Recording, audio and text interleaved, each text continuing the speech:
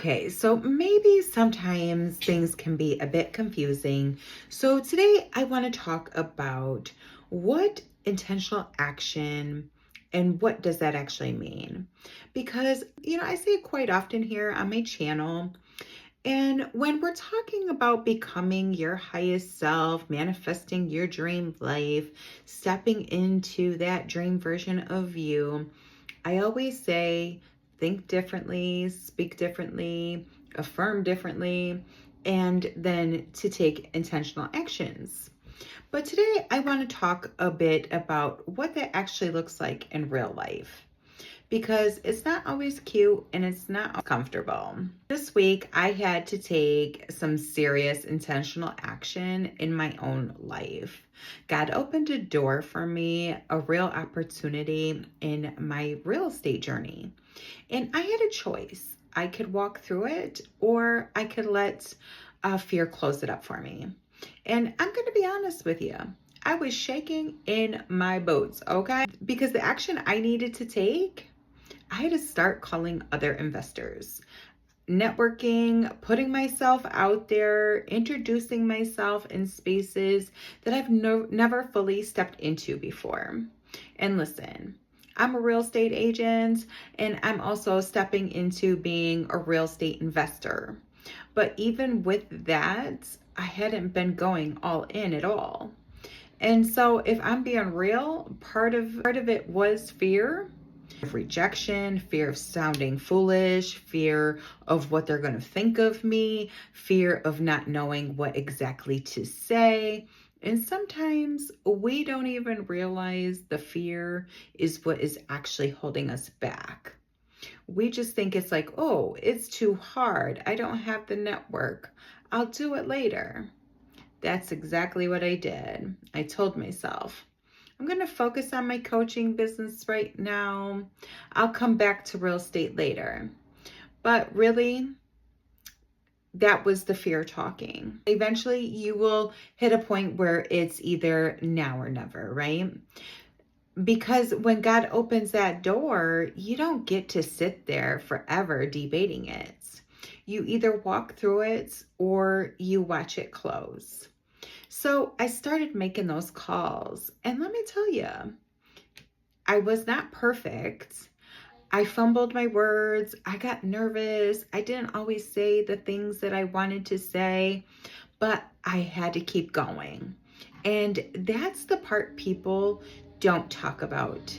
You don't need to be perfect. You just need to be willing. Every call got a little easier.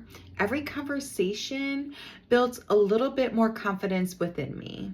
And the crazy part of it all is the people that I talked to were actually pretty nice. Like in my head, I built up this whole story that I was going to be judged, dismissed, and it didn't even happen that way, right? We often think like things are going to happen that never happens, and we talk ourselves right out of doing the things because of that.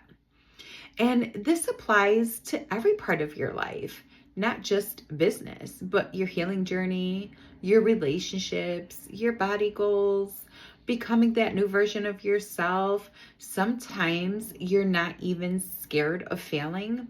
You're scared of what people think of you changing. What happens if you actually succeed? Or stepping into that version of you that feels unfamiliar. And here's what I want you to understand. You don't have to take massive leaps. You could just take some small steps at a time. But whatever you do, don't quit on that version that you have. Because even the small things I did before, posting videos, passing out cards, learning the market, at that time I thought, is this even doing anything for me? But now I see every step was actually preparing me for this moment today. Being around the right people matters more than you'll ever know. So I invested in a business coach. I actually also invested in a mindset coach and learning environments. And being around people who are actually doing the same work it ends up changing everything because they're not gatekeeping the information, they're actually helping you grow. And sometimes that's exactly what you need. Whether it's a coach, a mentor, a class, or even tools that help you think clearer. There is nothing wrong with getting support. I also had to unlearn some things. Years ago, I saw people fail in the real estate. They lost everything. And I let that story become my belief for many years. I told myself, I don't want that. So I avoided it. But here's the truth in the matter. Someone else's failures is not part of your destiny. They didn't have the knowledge, they didn't have the structure, and they definitely didn't have the support. That doesn't mean that you won't, and it doesn't mean that it wasn't meant for you. So now I'm doing things the old version of me would have never done before. Cold calling, networking, stepping into rooms I used to feel intimidated by. And yeah, the fear is still there, but it's not controlling me anymore. And this is what I need you to hear. Confidence does not come before you take the action. No, no, no. It ends up coming afterwards, right? Even if you go to the gym, right? You're going to be nervous to go to the gym and do the first workout class. But after you do that, you're like, oh, okay, this wasn't so bad. So you have to try. You have to be open to fumble, and you have to be willing to show up even when you're scared.